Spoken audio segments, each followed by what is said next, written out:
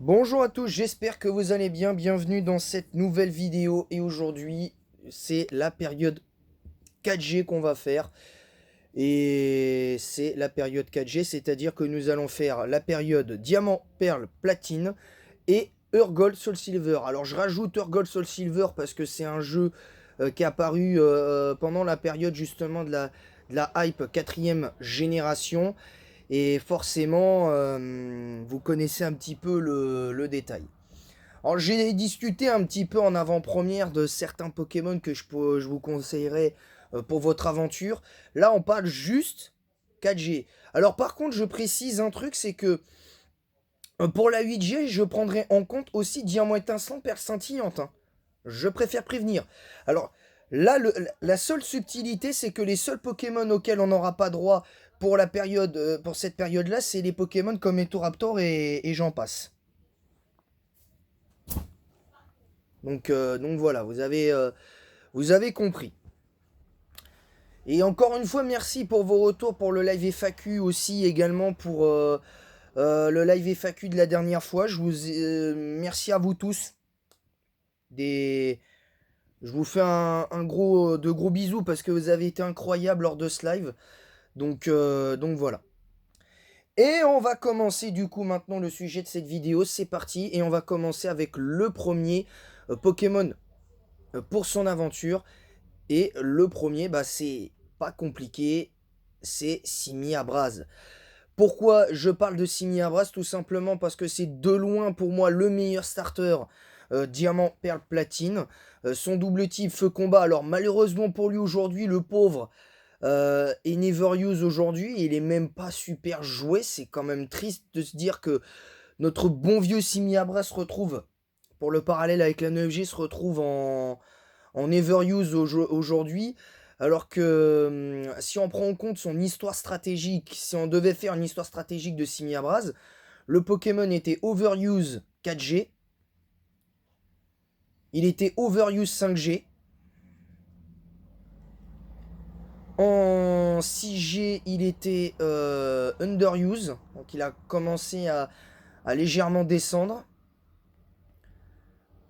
Là, 7G il était encore Underuse, il s'est bien maintenu. La 8G il n'était pas disponible. Logique, mais bon, en même temps, ça aurait été bien. Et enfin, en 9G, il est Never Use. Donc ça veut dire que entre la 7G et la 9G, il a drop de tiers, hein. Ça a été incroyable pour lui. C'est dur pour Simiabras. Mais là, on va parler simplement de la quatrième génération. Et le meilleur starter pour votre aventure, c'est clairement Simiabras. Non pas par son double type feu combat qui est très intéressant, qui a une double résistance insecte, une résistance ténèbres, feu, plante, glace et acier, ce qui est toujours pas mal évidemment, mais ces quatre faiblesses sont quand même extrêmement gênantes, mais heureusement, les faiblesses sont facilement compensables. C'est-à-dire que la faiblesse psy, qui est peut-être un petit peu moins gênant par rapport à vol, sol, la faiblesse sol, vol et eau, c'est-à-dire que la faiblesse psy, tu mets un type ténèbres, tout simplement. Pour la faiblesse bol, tu mets un type électrique. Voilà. Pour la faiblesse sol, tu mets un type. Tu mets tout simplement un type eau. Et pour la faiblesse eau, tu mets éventuellement un type électrique ou un type plante. Mais je préconise plutôt le type électrique dans ces conditions-là. Mais voilà, pour le coup, le premier Pokémon que je vous recommande, c'est clairement Simiabras. Tout simplement parce que vous savez, moi j'adore Simiabras. Et même si force est de constater qu'aujourd'hui Simiabras n'a absolument pas le niveau pour être un Pokémon Overuse aujourd'hui, avec tous les nouveaux Pokémon qu'il y a, pour le coup, moi je l'aurais plus vu Rarlius que. Mais bon, après, on peut pas tout avoir. Ensuite, le deuxième Pokémon, on va prendre un type vol. Et le type vol que je vous conseille de prendre parce que c'est pour moi le meilleur type vol de la quatrième génération pour votre aventure, c'est Etoraptor. Alors aujourd'hui, le pauvre Etoraptor est PU aujourd'hui. mais en 4ème génération, il était underuse BL, dû à son talent intimidation, avec ses 120 en attaque et 100 en vitesse. Le bulk défensif, grâce à intimidation, des Raptors qui étaient de 85 et 70, de 85 en PV, 70 en défense, 50 en défense. Bon, la défense spéciale, c'est complètement débile, mais on voit que quand même le Pokémon, malgré ça, ben, avec le talent intimidation, ben, il a ce petit truc ben, qui peut lui permettre, comme Léviator, ce petit truc-là qui fait du bien à Raptor, c'est évidemment intimidation. Et je vous le recommande parce que grâce à ça, vous avez une arme, entre guillemets, une arme supplémentaire contre Flo en plus de votre starter feu. Mais c'est aussi pour éventuellement pallier le fait que... c'est aussi le fait pour pallier... c'est pour pallier le fait que notre bon vieux Raptor peut aider évidemment. Alors aujourd'hui, le prochain Pokémon, c'est Léviator, qui lui est Never Use BL.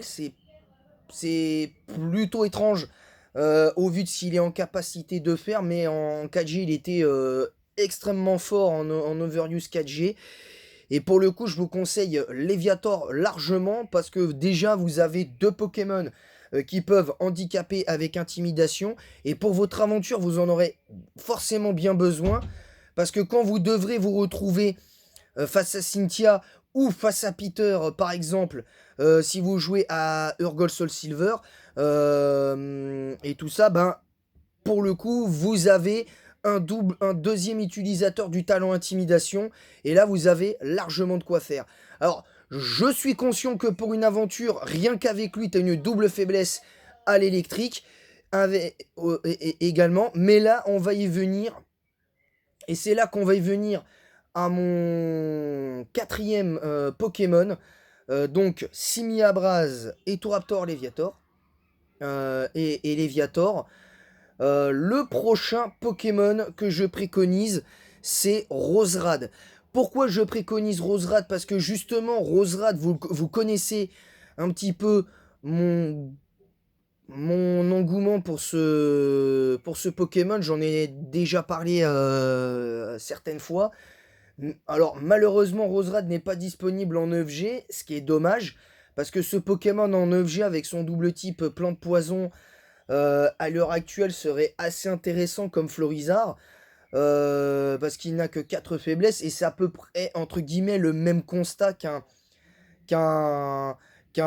Simiabraz. C'est que par exemple la faiblesse glace tu la compenses avec un type feu, la faiblesse feu tu la compenses avec le Léviator, et évidemment la résistance feu que tu as aussi avec Simiabraz.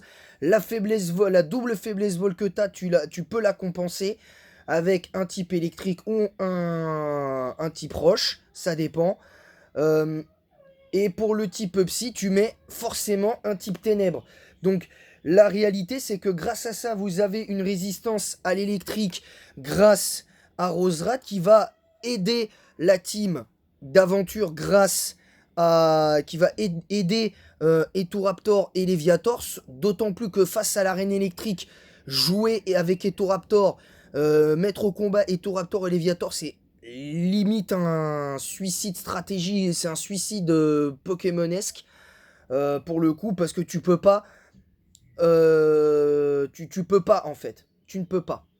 Alors, avant tout, je tiens à préciser que là, c'est pas simplement une question strat ou aventure. Je déconseille de jouer Karchakrok ou même Dratak parce que ces Pokémon étaient trop forts pour l'overuse 4G et ils sont été bannis en Uber. Donc, interdit au Uber pendant l'aventure. Pas de Uber dans la team pendant l'aventure. Voilà, pas de Uber. Et c'est pour ça que, à mon sens, le Pokémon que je préconise, et peut-être certains ne seront peut-être pas d'accord, et d'ailleurs vous me le direz dans l'espace commentaire, Mais pour moi, le Pokémon à checker dans sa team d'aventure, c'est bien évidemment Libégon qui a le même double type que Karchakroc. Mais qui a quand même accès à des attaques qui sont intéressantes. Alors, le point négatif pour lui, c'est que son manque de puissance des attaques physiques, ben, t'es un petit peu obligé de jouer l'attaque colère. Si tu joues sur le physique, il a quand même, je le rappelle, il me semblait qu'il avait accès à Danse Draco, ce Pokémon, et il ne l'a pas. Mais ce Pokémon a quand même des choses intéressantes. Il peut, en plus, il a les points élémentaires, donc il peut contrer le type glace avec ça. Il a quand même lance-flamme, il a quand même des petits coverage face au type glace qui peuvent l'aider à briller. Il a, bon, aile d'acier, c'est pas terrible, mais tu fais avec. Il a déflagration, il a quand même séisme. Donc il a quand même des attaques qui sont intéressantes sur le papier. Et Libégon, hormis Dracolos, voilà, c'est soit Libégon ou Dracolos si vous voulez. Voilà, parce que comme ça, avec Dracolos, que ce soit Dracolos ou Libégon, vous avez deux éventuels types dragons hors Karchakroc et Dratak qui peuvent faire la différence à ce niveau-là. Très clairement, voilà le 5e Pokémon. Donc voici les 5 Pokémon que vous avez pour l'instant pour votre aventure, c'est-à-dire Simiabraz, Etoraptor, Léviator, Roserade et Libégon. Et enfin, le dernier Pokémon. Là, je pense que sans surprise, il faut un type ténèbres. Et l'avantage, c'est que vous avez déjà une double résistance combat grâce au double type de Léviator qui résiste au type combat. Du fait qu'il soit au vol. Et le type plante poison de notre ami Roserade. Mais je préconise pour l'aventure, et c'est un des meilleurs moyens de passer Karchakroc au cas où vous ne gagnerez pas votre duel contre le Karchakroc de Cynthia, ou au cas où le Dracolos le plus puissant de Peter qui est niveau 50, même si c'est un peu bizarre. On va parler de Dimoré. Alors Dimoré qui a fait un retour fracassant en 9G, en metagame overuse 9G. En 4G, il est à l'heure actuelle malheureusement pas très joué, mais si on devait faire son histoire juste rapidement, il était overuse en 5G, en 4G, underuse en 5G, en 6G, il est remonté en overuse, donc il a été extrêmement fort. Ensuite, la 7ème génération, il est descendu en underuse BL, trop fort pour l'underuse.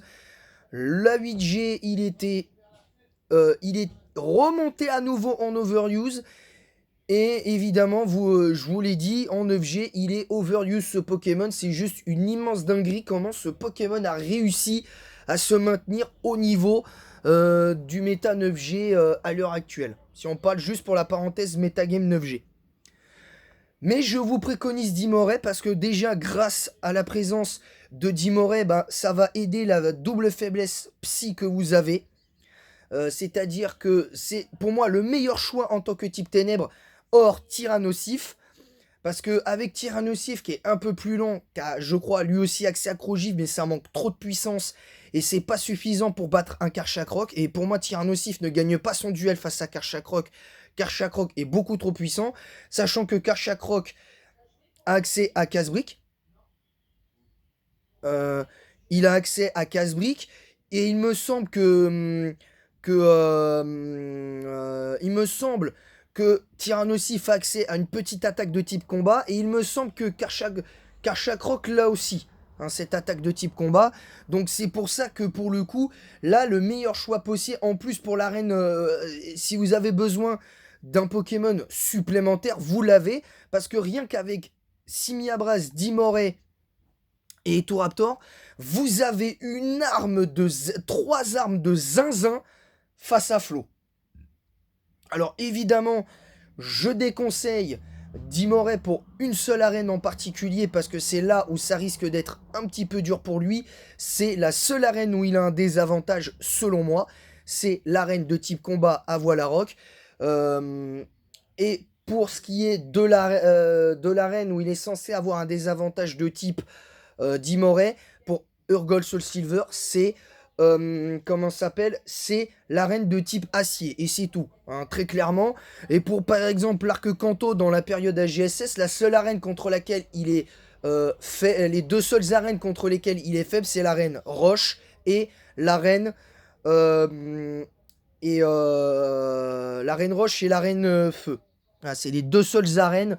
Sur ces arènes, sur 8 arènes de la région de Sinnoh, bah, il y a effectivement l'arène roche, mais il y a aussi l'arène combat. Donc ça fait 2 sur 16. Sur les 2 arènes sur 16 où il n'a pas l'avantage. Et pareil, 2 sur 16. Donc en fait, sur 16 arènes, il gagne contre 12 arènes sur 16. Ce qui est excellent pour Dimoré. Si on compte AGSS, donc Urgol Soul Silver et Diamant Perle Platine. Ce qui est quand même excellent pour Dimoré. Donc voilà pour la période 4ème génération. Je vous ferai peut-être la 5G un petit peu plus tard, peut-être demain. Je vous ferai la 5G demain. Avec, je vous l'ai dit, la 5G. Donc là, vous avez le starter Simiabraz. Vous avez Eturaptor et Léviator. Eturaptor 2 et Léviator 3. Roserad Pokémon numéro 4. Libégon numéro 5. Et Dimoré numéro 6.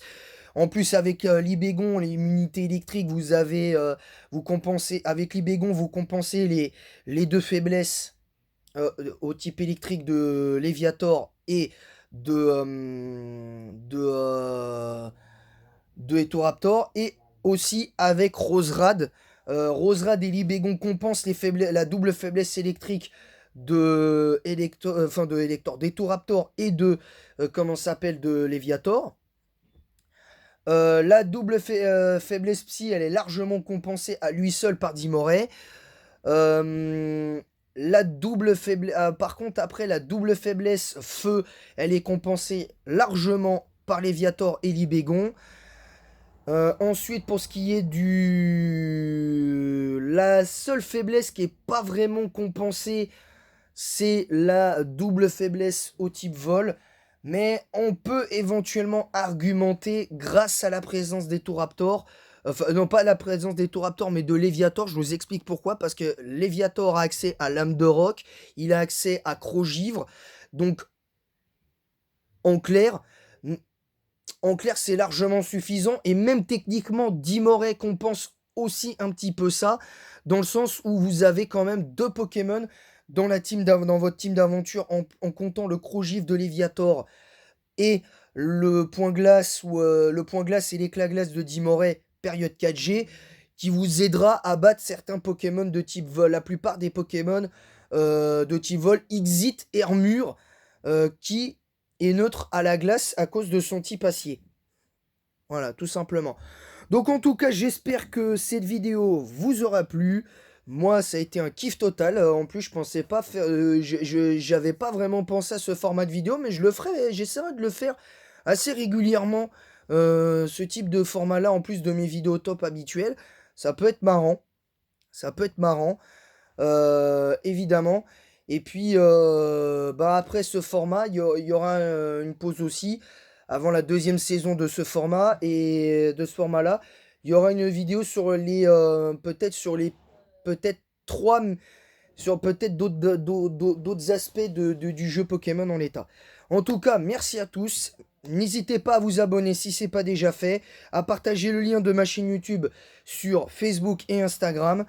N'hésitez pas à mettre un pouce bleu et un commentaire pour le référencement, en mettant en commentaire votre propre équipe de 6 Pokémon pour période Diamant Perle Platine et Urgol Soul Silver. Et avec des arguments disant en quoi vous êtes d'accord, pas d'accord, et pourquoi vous auriez mis tel ou tel Pokémon à la place de tel ou tel Pokémon que j'ai cité dans cette vidéo. Merci à tous, à très bientôt, que la passion Pokémon vous guide, et à bientôt!